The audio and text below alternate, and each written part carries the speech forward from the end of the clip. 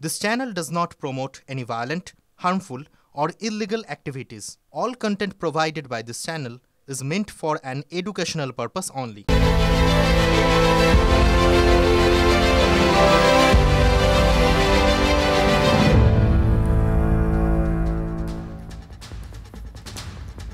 নমস্কার, আমি রাজা, আমি ঠোঁটকাটা। শুরুতেই কিশোর কুমারের একটা গানের একটা কলি শোনাই। এমন মজার শহর যারা থাকে কলিকাতায়। কলকাতা কর্পোরেশনের ১৪৩ নম্বর ওয়ার্ড দেখে মনে হবে সুন্দরবনের কোনো এক প্রত্যন্ত গ্রামে চলে এসেছি। এটাই হচ্ছে কলকাতা কর্পোরেশনের মালঞ্চর রাস্তা। রাস্তা নেই বললেই চলে। সাধারণ মানুষের বক্তব্য, বিগত ৪-৫ বছর ধরে রাস্তার অবস্থা এরকমই।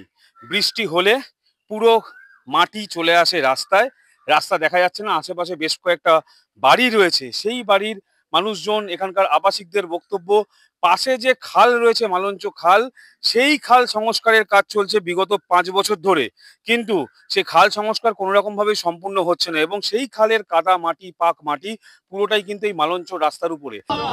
বয়স্ক মানুষরা যে কোনো সময় অসুস্থ হয়ে পড়ছে, তাদেরকে নিয়ে যাওয়ার মতো একটা অ্যাম্বুলেন্স ঢুকবে না। এখানে একটি মেন্টাল হসপিটাল আছে, সেখানে প্রচুর রোগী প্রতিনিয়ত আসা যাওয়া করছে এবং তারা অসম্ভব অসুবিধার মধ্যে আছেন। একটা হাসপাতাল চালাতে গিয়ে কি করুণ অবস্থা চালাচ্ছি আমরা, সে আমি জানি আর যারা আসছে তারা শুধু জানে। বাচ্চারা স্কুলে যেতে অসুবিধা হচ্ছে, সমস্ত এতগুলো বাচ্চা, এরা কি পড়াশোনা ছেড়ে দেবে? অ্যাক্সিডেন্ট হয়েছে, মোটরসাইকেল নিয়ে গিয়ে পড়ে গিয়ে পা ভেঙেছে, এমন হয়েছে। কিছুদিন আগে আমার মিসেস পড়ে গিয়ে পা ভেঙেছে, আমার ৪,০০০ টাকা খরচা হলো। এই তো কম্পেনসেশন কেউ দিতে আসবে না। পুরোপুরি সরকারকে থ্রেট দেওয়া হচ্ছে। পরিষ্কার বলছি, এমজি রোড ব্লক করব, এই রাস্তা যতক্ষণ না ঠিক করবে। আমরা এই রাস্তাটা নিয়ে তো ১ মাস ২ মাস ছাড়াই কন্টিনিউ কাউন্সিলরের কাছে যাচ্ছি। কাউন্সিলর এসে দাঁড়িয়ে কাজ করেছেন, উইদিন 2 ডেজ রাস্তা যেই কে সেই। ওনারা টেম্পোরারি রিপেয়ার করেন, ওই একটু খোয়া ফেলে দেন কি একটু ইট ফেলে দেন। কাউন্সিলরের কাছে যাচ্ছে ডেভেলপমেন্টের জন্য, তো এইটুকুনি সহ্য করতেই হবে ম্যাডাম। অনেক ডেভেলপমেন্ট হয়েছে, আমরা প্রচুর ডেভেলপমেন্ট দেখে ফেলেছি, আমাদের এই রাস্তাটা এবার ঠিক করতে হবে। অনেক ডেভেলপমেন্ট দেখে ফেলেছি, তার মানে উন্নয়ন অনেক দেখে ফেলেছি। আমাদের এই রাস্তাটা এবার ঠিক করতেই হবে। কলকাতা কেমন মজার শহর দেখছেন তো। সৈয়দ মুজতবা আলী লিখেছিলেন, আজব শহর কলকাতা। ছেলেবেলা থেকে শুনে আসছি, বুড়ো হতে চললুম তবু তার প্রমাণ পেলুম কমই, হাতে গরম প্রমাণ। শাসক দল তৃণমূল কংগ্রেসের কলকাতা পুরসভার মেয়র পরিষদ, তিনি তার নিজের ওয়ার্ডে, একাধিকবার জেতা ওয়ার্ডে রাস্তায় বসে আছেন সমাজ বিরোধীদের গ্রেপ্তারের জন্য। ঘটনাটা একটু অন্যরকম লাগছে না? হ্যাঁ দেখুন, ঘটনাটা অন্যরকম লাগলো। আজকে আমি এই অঞ্চলের সাধারণ সমস্ত মানুষকে নিয়ে, আমি দলীয় ঝান্ডা বা দলীয় কোনো কর্মীদের নিয়ে কিন্তু আমি আজকে আসিনি। এখানে এসেছি সম্পূর্ণ এই অঞ্চলের যে সাধারণ দোকান থেকে শুরু করে সাধারণ মানুষ, এই দুটো জয়ন্ত পুচকি নামে এই দুটো দুষ্কৃতী ছেলেদের হাত থেকে এই অঞ্চলের মানুষকে আমি ভয়মুক্ত করতে চাই। এই সন্তোষ অ্যাপার্টমেন্টে আপনি বলছেন জয়ন্ত এবং পুচকি এই দুটি ছেলে থাকে, তো তারা কারা? যে শাসক দলের মানে এই জয়ন্ত পুচকি কে আমি জানি না। এদেরকে ধরা হলেই যখন ছাড়া পেয়ে যায় তখন তারা একটা কথাই বলে, আমাদের টিকি বড় জায়গায় আছে। কে ওদেরকে অক্সিজেনটা দিচ্ছে আমরা বুঝতে পারছি না, ধরতে পারছি না। স্থানীয় বাসিন্দাদের ভরসা জোগাতে বসেছেন ৯৯ নম্বর ওয়ার্ডের তৃণমূল কাউন্সিলর মিতালি বন্দ্যোপাধ্যায়। পুলিশ বলল লিখিত অভিযোগ জানাতে।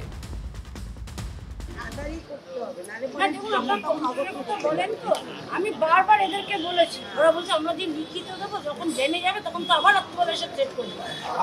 ওরা দেবে না তো, কেউ কি চাই? তোমরা দিতে চাইছো? সবাই ভয় পায় না, ওদেরকে সবাই। আমরা যে দাঁড়িয়েছি, আমাদের জানবে, ওর আরেকটা ভাই যেখানে আছে ও জানবে, আমাদের তো চেনে, তখন আমাদের নামে বলবে, আমরা তখন রাস্তায় চলতে ভয় পাবো।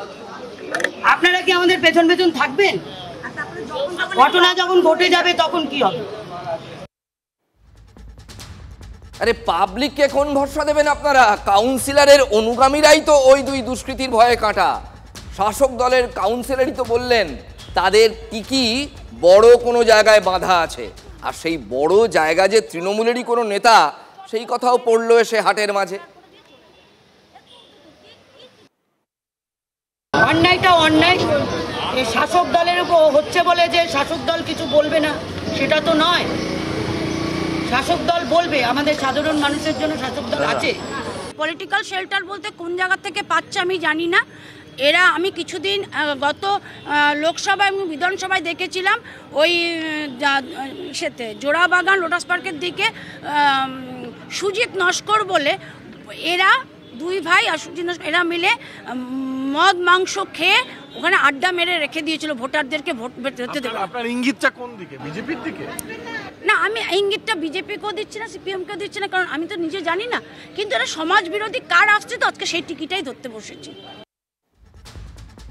তারপর পুলিশ ঢুকলো মিতালির অসন্তোষের কেন্দ্র বাঘাযতীন মিলিটারি রোডের সন্তোষ অ্যাপার্টমেন্টে। তারপর বৃষ্টি নামলো। একটু হলেও বৃষ্টি পড়েছে ফাইনালি। আমরা আজকে আমি যেমন একটু পেয়েছিলাম গন্ধ যে এখানে আছে আজকে বাড়িতে, কিন্তু আমি তো যেতে পারি না। আমি তো ওনারা ডেকেছেন, ওনারা বলছে আমরা রাস্তায় দাঁড়িয়ে থাকবো। আমি তো তোমাদের সঙ্গে আমিও দাঁড়িয়ে থাকবো। আমি দাঁড়িয়েছিলাম কিন্তু পুলিশ ঢুকেছে, আমি দেখলাম। ঢুকে গিয়ে এখন তো অ্যারেস্ট করলো একজনকে, দেখলাম পুচকি, ও একটা কালপিট। আরেকটা কালপিট আছে জয়ন্ত, আছে কোথাও না কোথাও এই ঘরের মধ্যে আছে, কোথাও হয়তো পেলে পাবে পুলিশ। আশা করি পরে পুলিশের প্রতি ভরসা আছে। আমি কথা দিলাম আমি আজকে যেরকম আছি আগামী দিনও আছি। আমার ফোন সারা রাত খোলা থাকে, যদি কোনো কিছু হয় এভাবে কান্নাকাটি করে ভেঙে পড়বেন না, আমি আছি আপনাদের সঙ্গে। শহর কলকাতার বুকে দুষ্কৃতী তাণ্ডবকে ঘিরে শাসক দলের মেয়র পরিষদ রাস্তায় বসেছেন, পথ অবরোধ করেছেন। এই ঘটনা কিন্তু নিঃসন্দেহে বিরল, এবং এই ঘটনা আরও একবার আইন শৃঙ্খলার পরিস্থিতিটাকেও কিন্তু সামনে তুলে ধরছে। অনুপ্রেরণা, দেখবেন এ রাজ্যে সব কিছুর গায়ে লেখা থাকে অনুপ্রেরণায়। বাঁশের সাঁকো হোক কিংবা গানের আসর, সব কিছুই অনুপ্রেরণার ফসল। দিলীপ ঘোষের বিয়ের পেছনেও নাকি সেই অনুপ্রেরণার হাত। গতকাল এই থিওরিটা শুনিয়েছিলেন কুণাল ঘোষ, আর আজ শোনালেন সাংসদ রচনা বন্দ্যোপাধ্যায়। এই ইকো পার্ক সেই ইকো পার্ক যেখান থেকে দিলীপ ঘোষের প্রেম জন্ম নিল, পরিণয়ের দিকে এগোলো, যেটি তৈরি করেছেন মমতা বন্দ্যোপাধ্যায়। দিদি শুরু করেছেন বলে আজ সেখানে কি সবাই দেখা করতে পারছেন, বসতে পারছেন, খাওয়া দাওয়া করতে পারছেন, আনন্দ করতে পারছেন, প্রেম কর্ম শুরু হতে পারছে। সেখানে সেই দিদি, সব জায়গায় দিদি আছে, দিদি সর্ব জায়গায় সূত্রপাত করে, মানে সবটাই তো দিদির হাত দিয়ে হলো। তাহলে দিলীপ ঘোষের নতুন জীবনের যে সেতু বন্ধন, তাতে এই eco park made by Mamata Banerjee, এইটার যদি উনি এর না স্বীকার করেন তাহলে সেটা অত্যন্ত দুঃখজনক হবে। দিদি এলেন না কেন আজকে সকালে? দিদি মর্নিং ওয়াক করেন না, ওখানেই করবেন। অনেকে গল্প দিচ্ছেন নাকি মর্নিং ওয়াকে ভালোবাসা হয়ে গেছে। যারা বলছেন তারা সারা জীবন মর্নিং ওয়াক করলেও তাদের ভালোবাসা হবে না, বিয়ে হবে না। যখন হবে এরকমই হবে। গতকাল থেকেই কলকাতা তো বটে, সারা রাজ্য বিকেলে ভোরের ফুলের গন্ধে একেবারে মম করছে। 1 2 1 2 3 4 দিন তাক দিন তাক দিন দিন তাক দিন তাক দিন বিয়ের সানাই বাজলো, দিন তাক দিন তাক দিন তাক দিন তাক দিন রঙিন খুশি আসলো, তাক দিন তাক দিন তাক দিন হে বিয়ের সানাই বাজলো, রঙিন খুশি আসলো। আজ ইকো পার্কে আমরা সবাই, আজ ইকো পার্কে আমরা সবাই শুভেচ্ছা বার্তা এই গান গাই। আজ ইকো পার্কে আমরা সবাই শুভেচ্ছা বার্তায় এই গান গাই। দিলীপ স্যার অভিনন্দন, রিঙ্কু ম্যাম অটুট হোক আপনার বন্ধন, দিন তাক দিন তাক দিন তাক দিন হে বিয়ের সানাই বাজলো, রঙিন খুশি আজলো। আজ ইকো পার্কে আমরা সবাই শুভেচ্ছা বার্তায় এই গান গাই। দিলীপ স্যার অভিনন্দন, রিঙ্কু ম্যাম অটুট হোক আপনার এই বন্ধন, দিন তাক দিন তাক দিন তাক দিন তাক দিন দিন তাক দিন তাক দিন। Thank you thank you thank you. একদম একদম একদম একদম আমার লেখা, আমার সুর।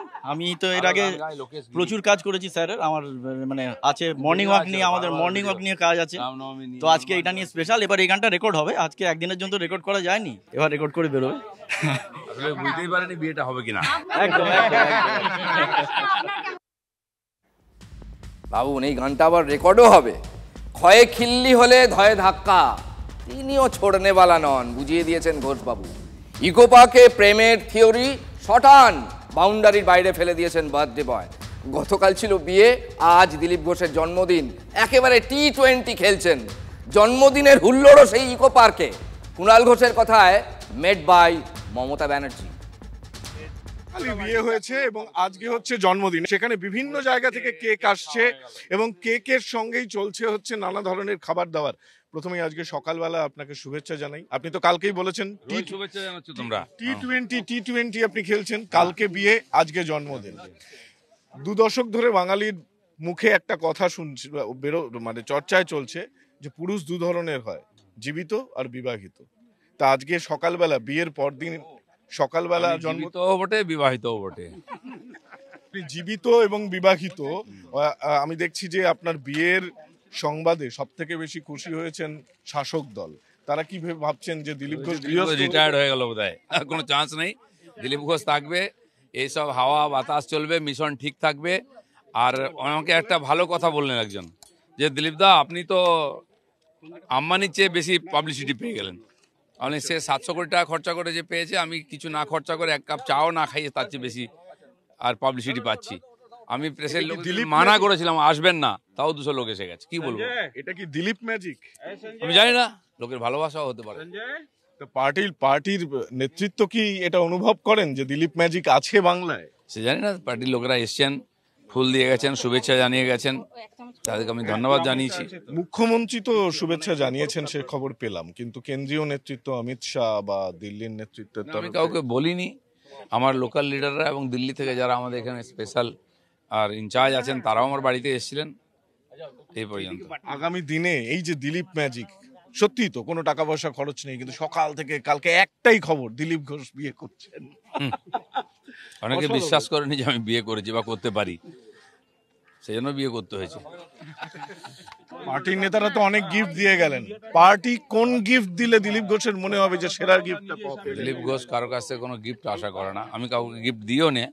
ভালোবাসায় যা হয় সেটা দিই, যেমন তোমাকে আমি দই বড়া দিচ্ছি ভালোবাসা, তো অন্য কিছু দিই না আমি। তো সেই জন্য গিফটের আশা নেই, কোনো প্রত্যাশা ছাড়াই আমি সারা জীবন কাজ করেছি, জীবনকে অর্পণ করেছি। এখনও প্রত্যাশা নেই, পার্টির কাছ থেকে কোনো প্রত্যাশা নেই। না চাইতে পার্টি আমাকে অনেক দিয়েছে। আজ যে দিলীপ ঘোষের ইন্টারভিউ নিচ্ছেন আপনি, সেটাও পার্টি দিয়েছে, এমএলএ করেছে, এমপি করেছে। আজ আমার যদি প্রপার্টি হয়েছে এটাও পার্টি, এমএলএ এমপি না হলে আমি কোনোদিন বাড়িঘর কিনতে পারতাম না, করতেও পারতাম না, হয়তো বিয়েও করতাম না। আর বিজেপিতে আসার জন্যই বিয়ে করতে হয়েছে, কারণ আমাকে প্রচারক থেকে বাদ দিয়েছে। দিলীপ ঘোষের বিয়ে, এটা একটা বিয়ে নিয়ে যে সারাদিন চলতে পারে, এর তো একটা রিফ্লেকশন আছে, একটা তো প্রত্যাশা থাকে। সবাই জানে যে মানুষ জন্মায়, বিয়ে করে, বাচ্চাদের মরে যায়। দিলীপ ঘোষ তার বাইরে ছিল, তো সে জন্য হয়তো বিয়ে করবে না। তারপরে যে বয়সে আমি বিয়ে করেছি, এ বয়সে লোকে সন্ন্যাস নেয়, আমি সব করার পরে বিয়েটা করেছি। তৃণমূল কংগ্রেসের অনেকে বলছে যে দিলীপ ঘোষ তো সারা জীবন তলোয়ার, লাঠি, গদা এই নিয়েই এই কথাগুলোই বেশি বেশি করে বলেন। তা বিয়ের পর কি সেই সুর বদলাবে নাকি একই থাকবে? সমাজের জন্য মানুষকে সব করতে হয়, বিয়েও করতে হয় সমাজের জন্য। আর সমাজের জন্য আমি তলোয়ার ধরেছি, গদা ধরেছি, এটা আমাদের মিশন। আর সেই জন্য সমাজের জন্য যা করতে হয় শেষ পর্যন্ত ওটাই করবো। চারিদিকের ছবিগুলো দেখুন, পুরো ঘেঁটে ঘন্ট একদম। মাস্তান ধরতে রাস্তায় বসে পড়েছেন কলকাতার মেয়র পরিষদ সদস্য, তৃণমূলের নেত্রী। দিলীপ ঘোষের বিয়ের পিছনেও অনুপ্রেরণার খোঁজ চলছে। আর আজ রাজ্যপাল শটান পৌঁছে গেলেন মুর্শিদাবাদের সেই উপদ্রুত এলাকায়। রাষ্ট্রপতি শাসন, দ্বিতীয় ডিমান্ড এনআইএ, তৃতীয় ডিমান্ড পর্যাপ্ত পরিমাণে খরচা, মানে যা বাড়ি নষ্ট করেছে, যত কোটি টাকা খরচা নষ্ট করেছে ঠিকঠাক যেন আমরা পাই। আমরা পাড়ের ভয়ে পালিয়ে যাই বড় শ্বশুরের বাড়িতে। আমরা রাষ্ট্রপতি শাসন চাই আর সারা জীবনের জন্য ক্যাম্প চাই, সুরক্ষার জন্য, নইলে আমরা বাঁচতে পারবো না। আমাদের রাজ্যপালকে আমি ধন্যবাদ জানাবো যে মাননীয় মুখ্যমন্ত্রী শত বাধা নিষেধ সত্ত্বেও আমি অ্যাপিল করব মাননীয় রাজ্যপাল মহাশয়কে, প্লিজ ওয়েট ফিউ ডেজ মোর। গেছেন সেই জন্য তাকে সাধুবাদ জানাবো, ধন্যবাদ। বিকৃত প্রচারের সামনে আনতে রাজ্যপালের সফরটা রাজনৈতিক অ্যাসাইনমেন্ট হিসেবে বিজেপির নির্দেশে ব্যবহার করা। আমাদের এখানে বিএসএফ ক্যাম্প চাই সারা জীবনের মতো, না হলে আমরা বাঁচবো না। এই মহিলাদের চোখের জলটা ফেলানো হলো শুধু এই সিনটা ক্রিয়েট করার জন্য, যেটা দেখিয়ে বাংলার বিরুদ্ধে ক্যাম্পেন হতে পারে। রাজ্যপাল দেখা না করে কথা বলে চলে গেছেন, এই অভিযোগে কিন্তু রাস্তায় বসে বিক্ষোভ দেখাচ্ছেন স্থানীয় মানুষজন।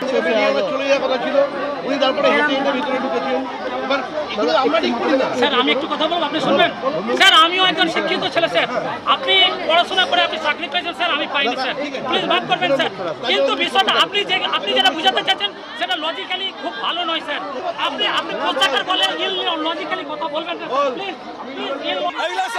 রাজ্যপালকে পাঠিয়ে দিয়েছে এমনটাই তাদের অভিযোগ, সেই কারণে তারা রাস্তায় বসে রয়েছে। তারা কিন্তু যে পোড়া টাকা, সেই টাকার অংশ নিয়ে কিন্তু বসে রয়েছে রাজ্যপালকে দেখাতে। 5 ঘন্টা ধরে হামলা হয়েছে, বোম ফেলেছে, পেট্রোল দিয়ে পুড়েছে, গ্যাস সিলিন্ডার বাস করেছে, কেউ আসেনি আমাদের বাঁচাতে, কেউ আসেনি বাঁচাতে আমাদের। দাবি স্থায়ী ক্যাম্প করতে হবে বিএসএফ এর, আর সেই দাবি নিয়ে কিন্তু মূলত আজ এখানে দীর্ঘক্ষণ বসেছিলেন তারা। রোদের মধ্যে, গরমের মধ্যে তারা বসেছিলেন রাজ্যপালের সঙ্গে অন্তত একবার দেখা করার জন্য। সেই মতো রাজ্যপাল এলেন, তাদের কথা শোনার পর তাদেরকে আশ্বস্ত করলেন এবং গোটা বিষয়টি তিনিও সেন্ট্রাল নেতৃত্বকে জানাবেন বলে জানিয়ে গেলেন। বাংলার বায়ু, বাংলার পানি,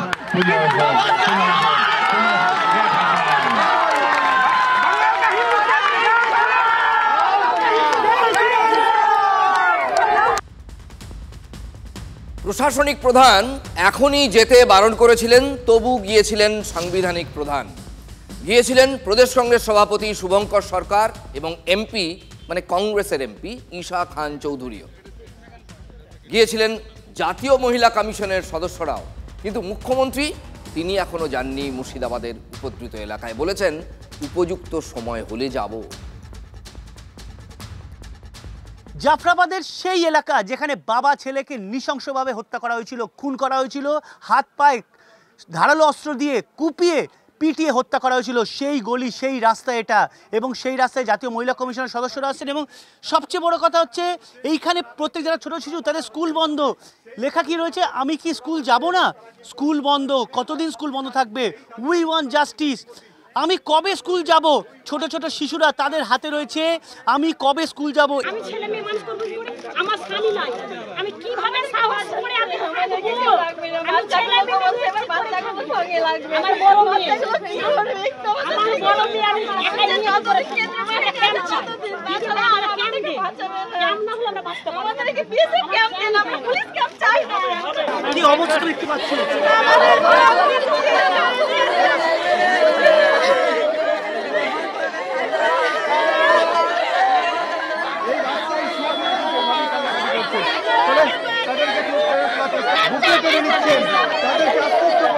এই মহিলাদের চোখের জলটা ফেলানো হলো শুধু এই সিনটা ক্রিয়েট করার জন্য, যেটা দেখিয়ে বাংলার বিরুদ্ধে ক্যাম্পেইন হতে পারে। গত বছর ঠিক এই সময় মার্চ এপ্রিল মাসে হিউম্যান রাইটস কমিশন কেন্দ্র থেকে এসে সন্দেশখালী যাচ্ছিল না?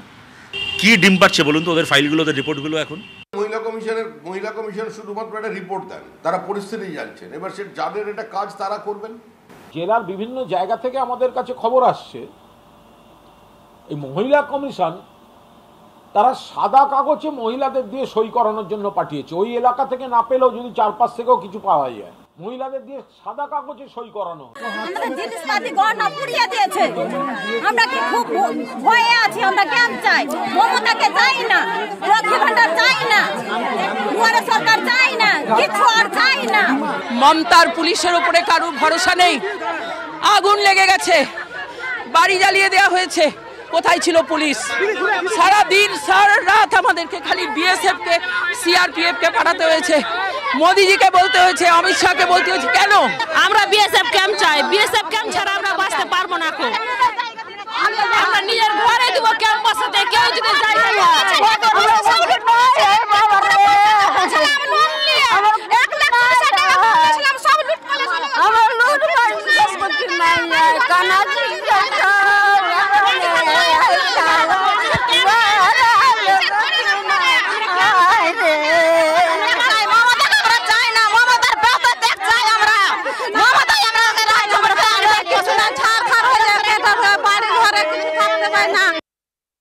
একজন মানুষের ক্ষতি হয়েছে, তার মনে বিভ্রান্তি আছে, সে হয়তো বা তৃণমূলকেও ভোট দেয় না, কারণ ওখানে আবার কংগ্রেসের জেতা আছে।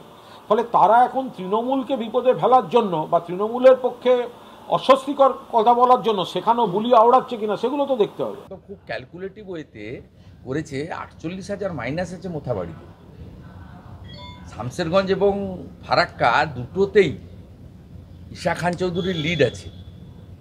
ক্যালকুলেটিভ ওয়েতে তৃণমূল কংগ্রেস তার মুখ্যমন্ত্রী এটা করিয়েছেন। মুখ্যমন্ত্রী অনেক আগে যাওয়া উচিত ছিল। তিনি লন্ডন চলে যাচ্ছেন, স্পেন চলে যাচ্ছেন ঘুরতে ফিরতে, সেখানটা তিনি কবিতা লিখছেন, পদযাত্রা করছেন, সকালে মর্নিং ওয়াক করছেন, কখনো সামনের দিকে কখনো পিছনের দিকে, কখনো কবিতা বলছেন। এত কিছু তিনি বিদেশের মাটিতে করতে পারছেন আমাদের ঘরের মানুষের টাকা খরচ করে। তো সেখানটাই একটা হেলিকপ্টার করেই এখানে আসতেন, আমরা হেলিকপ্টার ভাড়া দিয়েই দিতাম সবাই মিলে। এখন মানুষের কাছে যেটা প্রয়োজন সেটা হচ্ছে কনফিডেন্সটা বিল্ড আপ করা, সেই কাজটা প্রশাসন করছে। তা নাহলে আমি নিজেও যেতে পারতাম, তাহলে আমি যাচ্ছি না কেন? আমি তো যাবো ঠিক টাইমে, এখনই আমি যাওয়া মানে, তাহলে আমি গেলে অন্যরা কেন যাবে না? আইন তো cannot be discriminated between one to another. দেখুন, বিরোধীরা বারবার এই প্রশ্নই তুলছে যে মুখ্যমন্ত্রী মমতা বন্দ্যোপাধ্যায় কেন এখনো পর্যন্ত সেখানে গেলেন না। ছেড়ে দিন মুখ্যমন্ত্রীর কথা, তৃণমূলের সংসদীয় দল বা পরিষদীয় দল মানে রাজ্য বিধানসভায় যারা বিধায়ক, এত বড় রাজ্য, এত বিধায়ক শাসক দলের, তাদের তো সেই কনফিডেন্সটুকু থাকা উচিত যে তারা যদি দলবদ্ধভাবে অনেকে মিলে যান, আমি বলছি শান্তির বার্তা দিতেই যান। এটা কিন্তু অনেকের প্রত্যাশা। তার কারণ ভিন রাজ্যে যখন কোনো কিছু হয়, এই ধরনের অশান্তি, কোনো সাম্প্রদায়িক অশান্তি, পিটিয়ে মারার ঘটনা, যেটা তৃণমূলের ভালো লাগে না বা তৃণমূলের না পছন্দ, এরকম কোনো জায়গায় কিন্তু আমরা দেখি যে এই রাজ্যের শাসক দলের, আমি নিজে গেছি অসমে এনআরসির সময়, আমি নিজে গেছি, ওই যে শিলচরে বিরাট সেই মারপিট হলো এয়ারপোর্টে, সারা রাত আমি তার সাক্ষী কভার করেছি। এরকম অনেক জায়গায় আমি গেছি, শাসক দলের যারা জনপ্রতিনিধি তাদের সঙ্গেই গেছি, কিন্তু এক্ষেত্রে এখনো পর্যন্ত কেউ যেতে পারলেন না। মমতা বন্দ্যোপাধ্যায় কেন এখন যেতে চাইছেন না তার একটা যুক্তি তিনি দিয়েছেন, সেটা আংশিক শুনিয়েছি। আরেকবার শুনুন সবিস্তারে ঠিক কি বলেছিলেন মমতা বন্দ্যোপাধ্যায় তার যাওয়া না যাওয়ার প্রসঙ্গে। এখন মানুষের কাছে যেটা প্রয়োজন সেটা হচ্ছে কনফিডেন্সটা বিল্ড আপ করা, সেই কাজটা প্রশাসন করছে। তা নাহলে আমি নিজেও যেতে পারতাম, তাহলে আমি যাচ্ছি না কেন?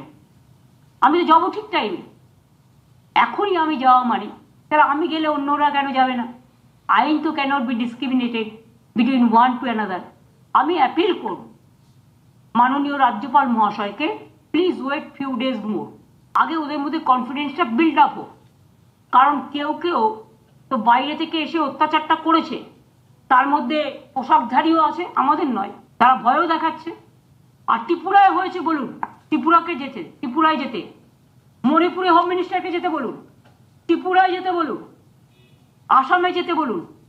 ত্রিপুরা তো আমাদের হাতে নেই, আসাম তো আমাদের হাতে নেই, মণিপুর তো আমাদের হাতে নেই, আর বর্ডারও আমাদের হাতে নেই। Please remember.